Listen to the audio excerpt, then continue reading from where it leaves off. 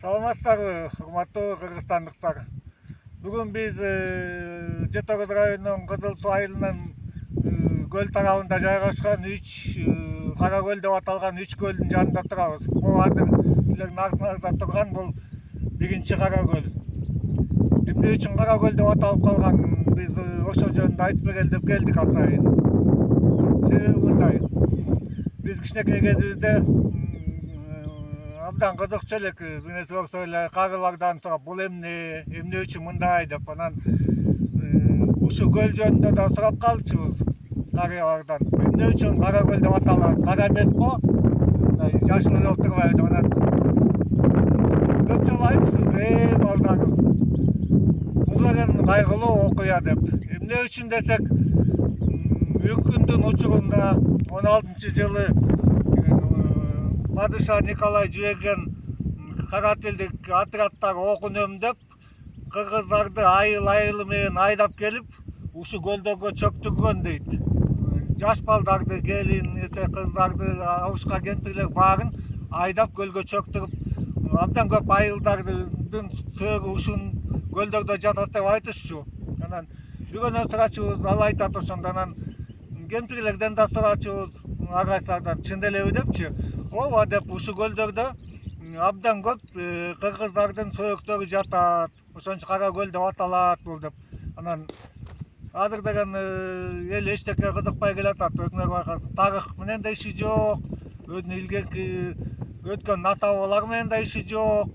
Кайсы жака барба, коргондорду талкаламай дегендей, мүрзөлөрдү бузуп, үй салмай, абдан эле бузулуп кетти, маданият жок болуп. Анан ошон үчүн ушулар унутулуп калбасын деп келип айтып атабыз. Себеби мындай, ал бизге ушуларды айтып берген карыялар, кемпирлер азыр бул дүйнөдөн кайткан, айтып берчү киши жок. Анан биз дагы кайтып кетебиз эми, биз деле күтүбөлүк болбойбуз. Ушул тарыхтар жок болуп кетет. Анан ошон үчүн келип айтып атабыз. Эл көрүп калсын, угуп калсын. Анан археология илимдери ушу жердин алдын карап текшериш керек. Чын эле сөөктөр барбы, жокпу, мунун далилдерин чыгарыш керек. Биз ошону көргөзөлү деп келдик. Эми мындан айылдыкы көлдөргө баралы, аяктан дагы такташабыз.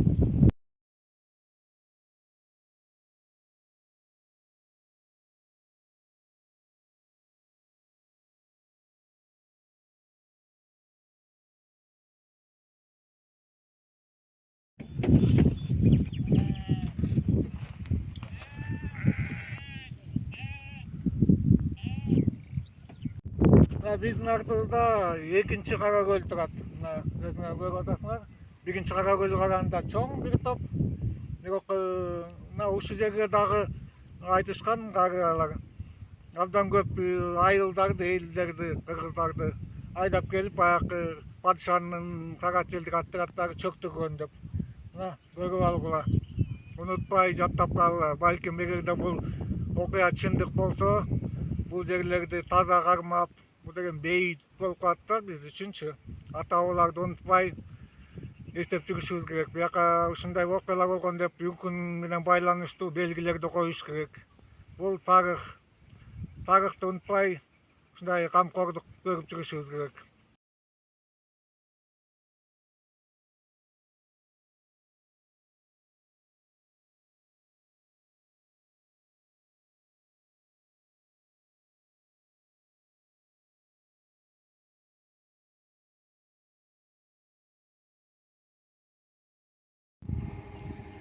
Биз азыр кирпичный заводдун жанында жайгашкан 3-чү Кара көлдүн жанындабыз. Мынакей карагыла, бул Кара көл ушул 3-чү ылдыйкысы. Айланасы жарлар менен курчалган. Жарлардын көбү кулап калыптыр, өзүңөр көрүп атасыңар, жок жээктеген. Бул жерге дамба салынып, мынакей өзүңөр көрүп аткандай. Бул жагына талаларга суу айдоочу насосный станция курулган. Кирпичный айылына, Кайнар айылына, деги жактарга талаларга ушул Кара көлдөн суу жиберилип турат. Ушу 3-чү Кара көл. Биздин ата бабалардын сөөгү жатат деп өтүп кеткен карыялар Чын Каракөл ушул көрүп алгыла, жаттап алгыла текшериш керек. Чын эле жокпу, алдына археологдор келип, аквалангисттер келип, баталаса текшериш керек мунун баарын. Бул тарыхты унуткан эл жашабайт, тарыхы жоголот. Анын үстүнө абдан көп элдер өзүнүн тарыхын баалабай өтүп кеткен, жок болуп кеткен, белгисиз калган. Биз дагы кыргыздар азыр ошол жолго түшүп кеттикбиз. Өзүбүздүн тарыхыбыз жөнүндө эч нерсе билбейбиз. Билгенде болсо укпайбыз, көңүл укпайбыз. Тарыхы жок нерселер элде аталбайт экен. Ошол көздөрдү балык кармоо менен байлык топтоо жолунда эмес, муну деген баягы текшерип, изилдеп, бирде жанакы карылар бизге айткан сөздөр чындык болсо, айланасын таптаза кармап, бияка белгилерди коюп, бу деген өтө туристтик жайга айлантырыш керек го дейм.